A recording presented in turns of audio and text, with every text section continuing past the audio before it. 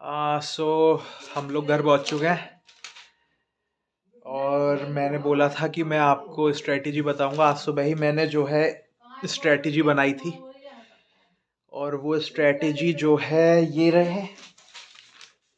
2 page हैं ये। पढ़ के बता देता हूँ मैंने क्या सोचा है। तो पहला राउंड है भाई तुम्हारा प्रीलिम्स, ठीक है। प्रीलिम्स में मैंने क्या ये लिखा है इसमें।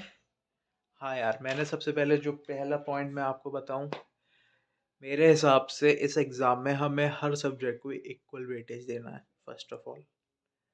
दूसरा, इसमें हमें ये चीज़ नहीं सोचनी है कि मतलब जो चीज़ करनी है वो हमें पूरी एक्यूरेसी के साथ करनी है। ये नहीं कि जी मेरे को ये चैप्टर मेरा दिक्कत है। जो चीज़ करनी है बिल्कुल 100% डिटर्मिनेशन के साथ करनी है, तभी ये प्रीलिम्स निकलेगा।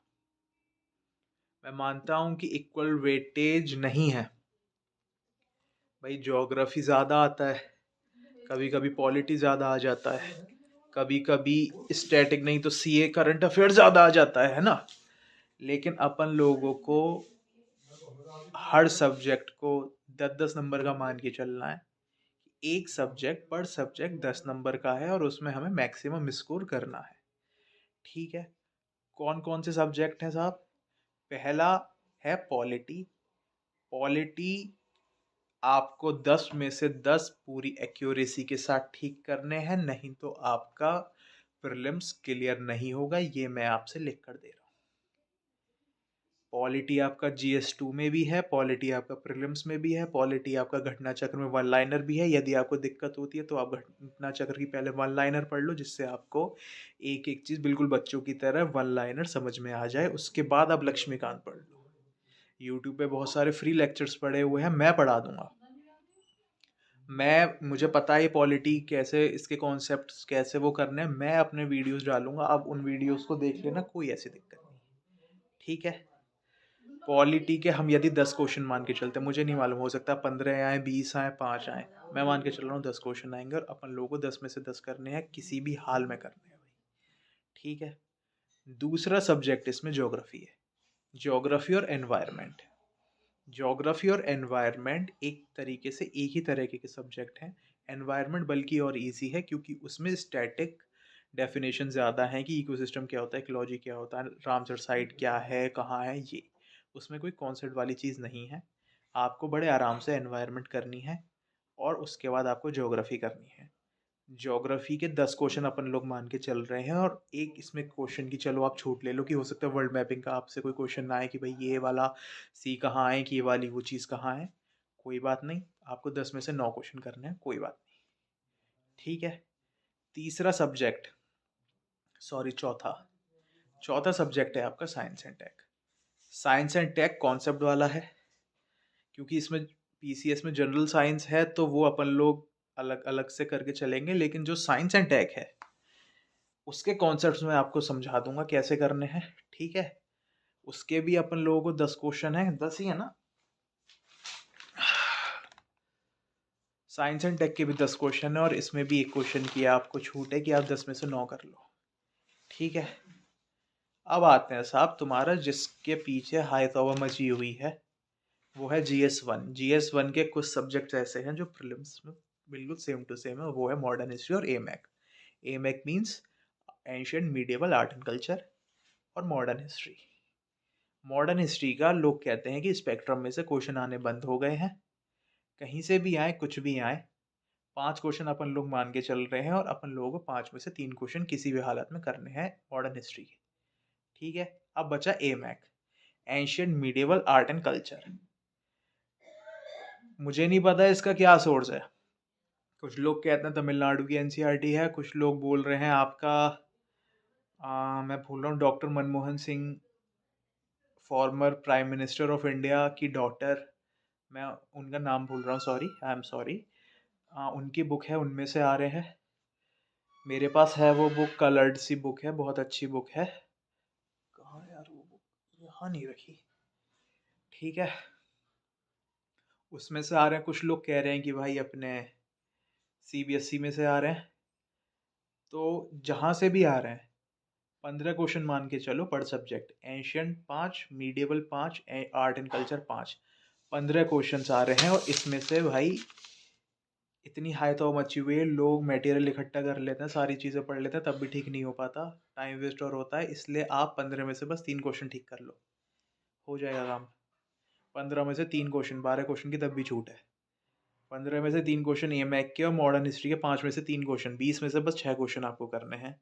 इस सब्जेक्ट को फालतू में ज़्यादा टाइम देने की ज़रूरत नहीं है, ठीक है। अब बचा आपका करंट अफेयर। करंट अफेयर में 3 सब्जेक्ट इंक्लूडेड है, आपको पता है, और वो है साइंस एंड टेक, एनवायरनमेंट और इकोनॉमिक्स। इकोनॉमिक्स के जो कॉन्सेप्ट्स हैं वो मैं आपको पढ़ा दूंगा, लेकिन मोस्टली एस्पिरेंट्स जो जीएस में फेल कर जाते हैं वो इकोनॉमिक्स की वजह से करते हैं कि जी हमें इकोनॉमिक्स में, हम वहाँ पे तब भी गलत करके आ गए। यदि आप इकोनॉमिक्स में वो चीज़ गलत करके आ गए हैं तो कोई बात नहीं, आप इकोनॉमिक्स का स्टैटिक पोर्शन बिल्कुल ही मत छूइए, आप बस करंट अफेयर इकोनॉमिक्स के करके चले जाइए, डिट्टो वहाँ पे क्वेश्चन रिपीट हो जाते हैं। बजट और इकोनॉमिक सर्वे इस बार भी आया है, उसमें से वो क्वेश्चन आ जाते हैं आपके, ठीक है। अच्छा साहब, ठीक है, तो 40 क्वेश्चन करंट अफेयर के आते हैं, उसमें से आप जितने, आप तुक्केबाजी नहीं करनी करंट अफेयर में। आपको साइंस एंड टेक का जो आता है क्लियर वो आप लगा दो, एनवायरनमेंट का जो आपको क्लियर आता है वो लगा दो, जो आपको इकोनॉमिक्स का आता है वो आप क्लियर लगा दो। 40 में से आपके 10-15 क्वेश्चन बड़े आराम से ठीक हो जाएंगे। करंट अफेयर्स में तुक्केबाजी नहीं करनी है बिल्कुल भी, फालतू में नेगेटिव में जाओ, क्या फ़ायदा, ठीक है। अब पॉलिटी के 10 में से 10 हो गए, एमएक के 15 में से 3 हो गए, 10 और 3 13। ज्योग्राफी के 10 में से 9 हो गए, 13 और 9 22। एनवायरनमेंट के 10 में से 10 हो गए, 22 और 10 32। मॉडर्न हिस्ट्री के 5 में से 3 हो गए, 32 और 3 35। साइंस एंड टेक के 10 में से 9 हो गए, 35 और 9 44। करंट अफेयर के 40 में से 6 हो गए, 44 और 6 50। 50 क्वेश्चन का अपन लोगों का टारगेट है। जनरल कैटेगरी की कट ऑफ मैं 100 मान के चल रहा हूँ कि चाहे 110 जाए, चाहे 95 जाए, चाहे कितनी जाए, अपन लोगों को 100 क्वेश्चन, 100 नंबर मान के चलनी है। 100 नंबर का मतलब है 50 क्वेश्चन, ठीक है। 100 नंबर आपके जनरल कैटेगरी कट ऑफ है, और इस हिसाब से करने से आपके 50 क्वेश्चन बिल्कुल डिट्टो वो हो रहे हैं। 50 क्वेश्चन की आपको छूट है, 50 क्वेश्चन उधर से तुक्केबाजी कर लो, 50 क्वेश्चन इधर से वो कर लो, बड़े आराम से इसको क्लियर किया जा सकता है। प्रोसेस क्या है ये तो मैंने आपको वेटेज बताया, प्रोसेस मैं आपको बता रहा हूँ। प्रोसेस सबसे पहला है, 4 इसके स्टेप है प्रोसेस के। पहला स्टैटिक, दूसरा UP PYQs of other UPSC exams, तीसरा स्टेप है आपका करंट अफेयर्स, और चौथा है आपका टेस्ट सीरीज के सॉल्यूशंस। पहला, आप ये चीज़ समझ लीजिए कि हर साल प्रीलिम्स के फेस में यूट्यूब पर बहुत सारी वीडियोस आती हैं कि एलिमिनेशन टेक्निक्स, उस पे व्यूज़ पाने के लिए लोग पता नहीं क्या क्या थंबनेल लगा देते हैं कि 175 प्लस एलिमिनेशन टेक्निक्स प्रीलिम्स की। लोगों ने एलिमिनेशन ट्रिक्स के प्रोग्राम में एनरोल कर रखा है। मैं मानता हूँ एलिमिनेशन काम करता है, लेकिन 2023 के प्रीलिम्स में एलिमिनेशन ही एलिमिनेट हो गया था, ये आप सब लोग जानते हैं। इसीलिए जो आपका पहला स्टेप है वो है स्टैटिक। एलिमिनेशन, कोई भी जुगाड़बाजी, कोई भी तुक्केबाजी can not beat content, can not beat your knowledge, can not beat static portion. इसीलिए आपको भैया स्टैटिक पोर्शन कैसे भी करके करना है, चाहे एलिमिनेशन हो चाहे ना हो, नॉलेज के बेस पर ही आपको प्रीलिम्स का एग्ज़ाम क्लियर करना है। आप इसमें बिना कोई किताब पढ़े नहीं जा सकते। यदि कोई कहे कि मैंने सिर्फ तुक्केबाजी में इस एग्ज़ाम को क्लियर कर लिया, तो यार ऐसा आज तक मैंने जितनी भी यूपीएससी से रिलेटेड मूवीज़ देखी है, ऐसा किसी साउथ की मूवी में भी नहीं हुआ। उसमें भी एस्पिरेंट जो हीरो होता है कि भाई किसी लड़की ने कुछ लौंडों से पिटवा दिया, अब जी मैं आईएएस बनूंगा जी, तो वो भी उसमें पढ़ता हुआ ही दिखाया गया है। उसमें ये नहीं है कि जी उसने कोई एनरोलमेंट प्रोग्राम में भाग ले लिया और वो तुक्केबाजी करके आ गया। तो वो आपको करना है। और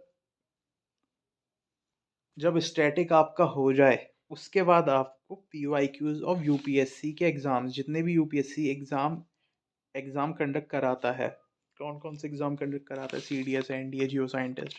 मैंने एक टॉपर का इंटरव्यू देखा था, उसमें वो, मैं उनका नाम भूल रहा हूँ, गोरे से है, फेयर कॉम्प्लेक्शन सा चेहरा मुझे याद है। उसमें वो कहते हैं कि उन्होंने सीडीएस का एग्ज़ाम दिया इसलिए था क्योंकि वो एक तरीके से एग्ज़ाम की फील ले सकें, और उस एग्ज़ाम में से 2 क्वेश्चन प्रीलिम्स में एग्जैक्टली रिप्लिकेट हो गए। तो एग्जामिनर कहता है कि यार आपने तो सीट वेस्ट कर दिया, आपने सीडीएस का एग्जाम एवं ही दे दिया। तो उन्होंने बोला कि सर यदि यूपीएससी के प्रीलिम्स में फ़ायदा हो रहा है तो क्या ही दिक्कत है इसमें। ठीक है, तो यूपीएससी के अदर एग्जाम्स के आपको पीवाईक्यूज करने हैं, क्योंकि इसमें पीवाईक्यूज रिपीट होते हैं। यदि कोई चीज़ रिपीट हो रही है और वो चीज़ आप नहीं करके गए हो तो इसमें गलती आपकी है। कि कोई नई चीज़ वहाँ पे आई है तो वो नई चीज़ सबके लिए है। यदि कोई चीज़ रिपीट हो रही है तो वो आपकी सही जानी चाहिए, क्योंकि यदि आपकी गलत जा रही है और दूसरे की सही जा रही है तो आप उसको पार नहीं कर सकते भैया, क्योंकि 13,000 लोग ही यूपीएससी लेगा। ठीक है, अब उन 13,000 में मैं तो ये मान के चल रहा हूँ कि भैया मेरे को 100 नंबर लाने, हो सकता है 120 110 कट ऑफ चली जाए, है ना। तो मैं तो 100 नंबर मान के चल रहा हूँ 50 क्वेश्चन में से। तो कट ऑफ ऊपर भी मैं क्लियर तभी तो कर पाऊंगा जब मेरा स्टैटिक जो है क्लियर पूरा स्ट्रांग होगा, है ना। तो यूपीएससी के पीवाईक्यूज आपको करने हैं। तीसरा, आपको करंट अफेयर तब आना है। लोग क्या करते हैं, करंट अफेयर को पहले रख रहे हैं, स्टैटिक को बाद में रख रहे हैं। एलिमिनेशन पहले, करंट अफेयर दूसरे पे, स्टैटिक तीसरे पे। यदि 15 लाख में से 6 लाख जो बंदे देने जा रहे हैं उसमें से किसी एक ऐसे बंदे का प्रीलिम्स क्लियर हो भी गया,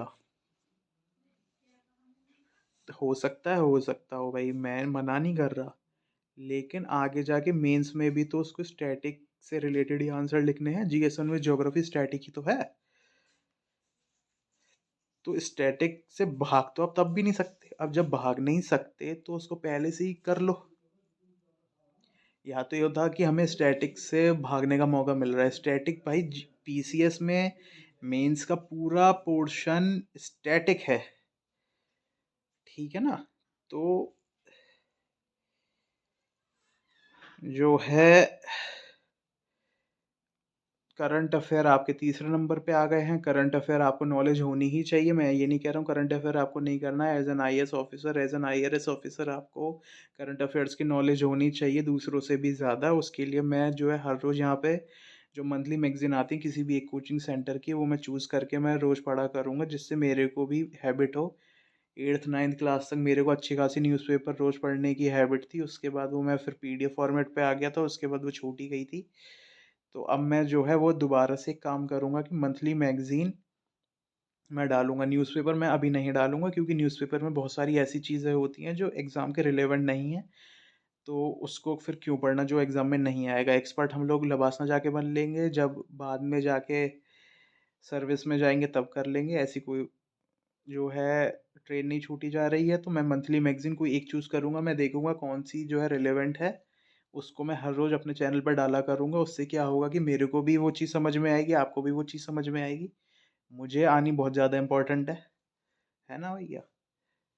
तो उसके बाद चौथा स्टेप है टेस्ट सीरीज़ का सॉल्यूशन। जो भी टेस्ट सीरीज़ आती है मार्केट में किसी भी कोचिंग की, तो उसका जो सॉल्यूशन होता है पीछे, उसमें कुछ क्वेश्चन ऐसे होते हैं जो एक्चुअल में आपको और भी डेप्थ में नॉलेज देते हैं। तो यदि आप उन क्वेश्चंस को और सॉल्यूशंस को और अच्छे से कर लेते हैं तो वो जो है आपको और ज़्यादा इन डेप्थ नॉलेज प्रोवाइड करता है उस पर्टिकुलर सब्जेक्ट की। ठीक है, टेस्ट सीरीज के सॉल्यूशन में मैं समझता हूँ कि मेरे को जो है